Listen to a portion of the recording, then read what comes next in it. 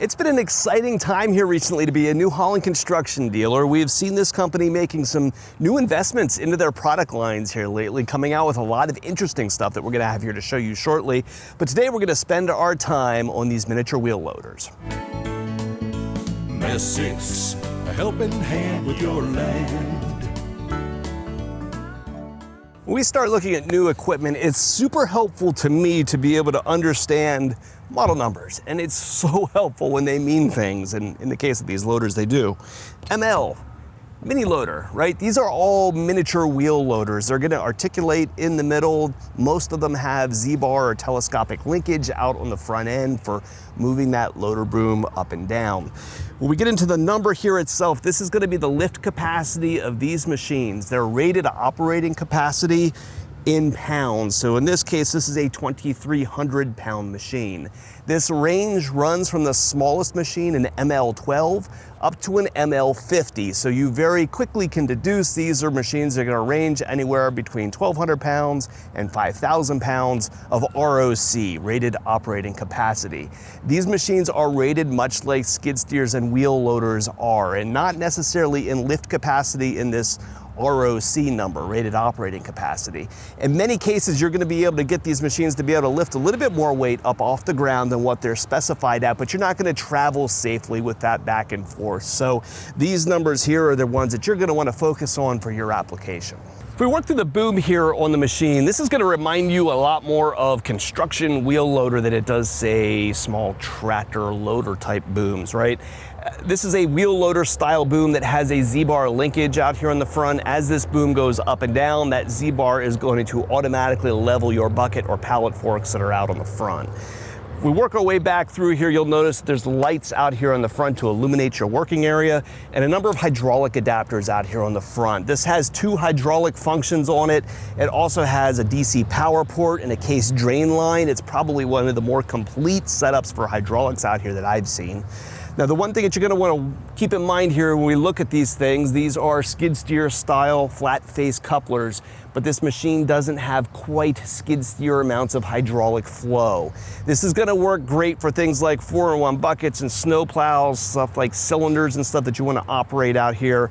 You have enough hydraulic flow in order to run a post auger. That would be wonderful on this machine, but you're going to come up a little bit short of some of those skid steer implements, things like turf implements and stuff. Your Harley rakes, your preparators, your pre-seeders aren't going to have quite enough hydraulic flow to run those engaging implements out here like a skid steer would. So you have all the skid steer set up, but you're just a little bit shy in terms of hydraulic flow.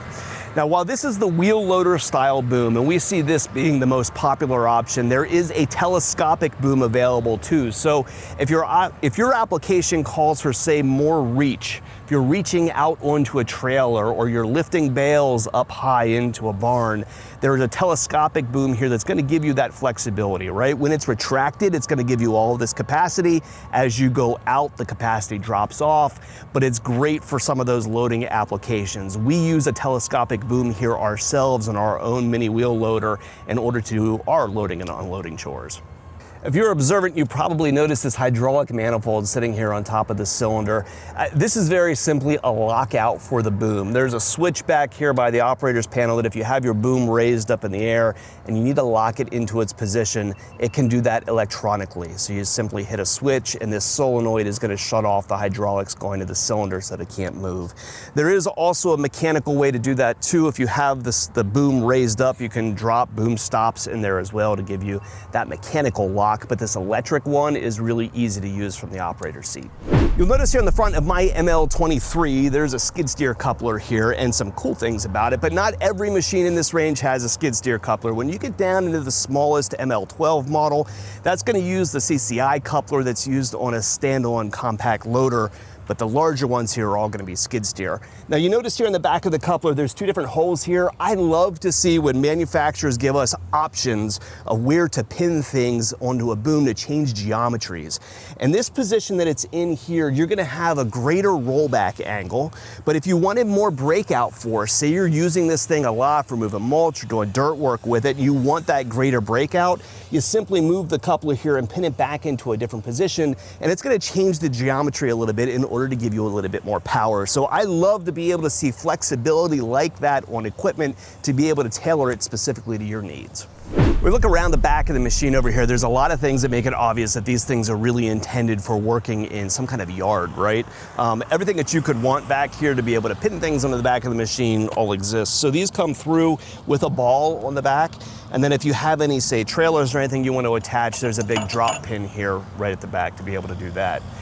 If we flip up the machine here and look in the inside, it's a simple button and flip the back door open here to get into the guts of it. And the seat also flips forward if we need to get in a little bit deeper. All the hydraulic pumps and everything on this machine are bolted on the end of the engine. But you'll see the engine itself right down in here. This is a Kubota D1105. We know this engine really well. This is in a lot of different equipment. The thing that we like about this particular engine is it sits underneath the requirement for any kind of diesel particulate filter, right about that 26 horsepower mark. And it's a very high displacement engine for this size, so it kind of tends to punch above its weight class a little bit. You'll get really good torque performance out of this engine. Obviously, we find this in a lot of other Kubota equipment. It's also used in New Holland's stand-on loader as well, so we like that. Serviceability wise, anything that you need back here as far as the radiator goes, fills and overflows, air filters, tanks for your hydraulics are right over here on the side to be able to top those off. Fuel filters are right here at the back. It's a very easy machine to get around the inside of and opens really easily. One thing that I thought was interesting here when I was poking around was looking here where these tanks are. So having the hydraulic tank here at the back of the machine adds that little bit more ballast to it, right? It puts the hydraulic fluid to the back of the machine that kind of helps pin the machine down a little bit. And interestingly to me, the tank for the diesel fuel is actually in front of the articulation up here. It sits right down here in the belly of the machine. Now, why I think that's interesting is, one, a fuel tank in the front is kind of funny like that, but it also puts all the fuel weight down low in the machine that's going to make it a lot more stable if you're running it around on hillsides. If you're shopping for a piece of equipment, it's good to know kind of where these things land, like what are my options, right? If we look at a mini loader that lifts 2,300 pounds and compare it to a skid steer that lifts 2,300 pounds, you're gonna find that they actually cost pretty close to one another, believe it or not. Now, these machines are gonna have their pros and cons, right? If we compare it against a skid steer, these machines are gonna be a lot higher horsepower, have a lot more hydraulic capacity. So when it comes to the kinds of attachments that you can run in front of the machine, you're gonna have more options on a skid loader. These are also gonna lift a lot higher, right? It's a overall bigger machine with a larger boom that's gonna have more lift height. But now when you're contained inside the cab of a skid steer, we all know your visibility out of any of these machines is not great, especially compared to that mini loader. And you're gonna do a lot of turf damage with this style of equipment, right? As you're skidding these things back and forth, or even the track variants are the same way, they're very tough to get around and not do significant turf damage to. So if you're a landscaper and you've been used to running skid steers, or you're a tree service and you're working in people's yards, or you're working in a tight barnyard, you might find the mini loader being an interesting alternative. We've seen some mini loaders too also ending up with customers who previously may have been compact tractor customers. To me, that's a lot harder comparison to make because overall, when it comes to value, tractors themselves are going to come in being less expensive than what most any of these mini loaders are going to be. Now, they're not going to have the amount of power in the tiny little package that you can get out of that mini loader, but the tractor overall isn't going to lift quite as much, but is going to be way more versatile, right? With that 3-point hitch and PTO, it's able to do those mowing chores and stuff in the way that a mini loader just can't quite do. So we've seen some interest from customers who could have been compact tractor customers in that mini loader. It's usually because they like the size of the machine and the articulation, the way that it moves around their property. There's cases where these things make sense, but the proportion of customers here that this is the right jump and the right comparison for ends up being a lot lower. So it's definitely a case that we'd encourage you to get out here and grab the keys to each of these machines and make that decision from the seat. So I'm gonna climb up here in the machine and show you around the operator's platform and run it here a little bit, but first you gotta help me with this. What is this? Because this is not a door, right? I'm not sure what this is gonna do for anybody as far as safety goes with it open the whole way down through here, but this is funny to me and I'm not sure exactly what they're trying to achieve. So help me out in the comments on this one because that's hilarious. We reach down here, start it up. Obviously it's a little diesel, right? The thing purrs. When you drive one of these, over here on your left-hand side, you have a stick that operates your loader. what you would expect. Basically, up and down, raise the boom, up and down, left and right are gonna curl the bucket. On top of that, there's a trigger on the front that's your kind of activation switch, and then you flip a switch forward, and then that will put you into your forward gear. And then you just give it some gas and you start to go. Now, when you want to go to reverse, you just pull that same activation switch, flip it into reverse, now you're going the other direction. Now, on that same stick on the left-hand side, right beside my forward and reverse switch, I have a little range selector. So this has a high and a low gear. You just flip that range selector up or down in order to choose between power or speed as you need it. Now, if we work our way back here, behind that switch, there's going to be the two levers in order to work your front hydraulics. These will move left and right. Now, in the case of these, there's no hold open here. They're not really set up to run continuously. If you're going to run an auger or something like that, it would be a little tricky to be able to hold that auger on while you drop your boom up and down. You'd have to have a third arm there to make that work. Possible, just not ideal because the hydraulic controls aren't up here on the stick. When I'm driving here with a foot pedal that's down here on the floor for my throttle. And in addition to that foot pedal, there's also a hand throttle down here, a hand lever that sets kind of like a cruise control. If you're gonna do a lot of driving over distance, or if the machine starts to bounce around and you're bouncing your foot up and down, you might find that lever nice to be able to set that consistent speed. Not only does it set the speed, but it also raises the engine RPMs up just like the throttle would. On the left-hand side of the machine over here, I do have a foot brake. If you need to stop the machine, you can use that.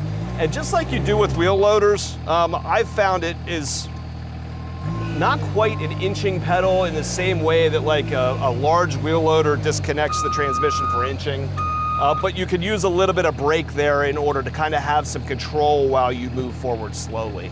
Beyond those handful of controls for physically driving and working the boom, there's a number of other buttons and switches on here. They're all going to be related to lighting. You have lights up here at the top of the machine, lights down on your boom, so your work area is well illuminated. Now, I mentioned here this thing being articulating. It's maneuverable, right? So if we take it and we spin the thing the whole way around here, we do some circles in the parking lot. You can do a really tight circle here. But not only does this articulate here in the middle, but it also twists as well. So if you're, say, going across some interesting hillsides and stuff, the thing's gonna bend in order to follow those contours really well. Now, in terms of speed, this is quick enough. Everybody always wants to go faster, right? Being that this particular model doesn't have tons of horsepower, it does take a little bit of time to kind of get up and go to its full clip. But I could say that I would feel safe with a whole lot more speed than this, especially if I have some kind of load out there on the bucket. It's always exciting to me to have a new kind of equipment to stick in the showroom and see the kind of applications that our customers and sales staff find for new machines like this. So if you're shopping for a piece of equipment and we can help, you have parts or service needs for a machine you've already got, give us a call at Messick's. We're available at 800-222-3373 or online at Messicks.com. We're to be able to pin your pivot points. We'll do this again because that truck rolled right by. Go ahead. See, I had to start for the other guy anyway, so.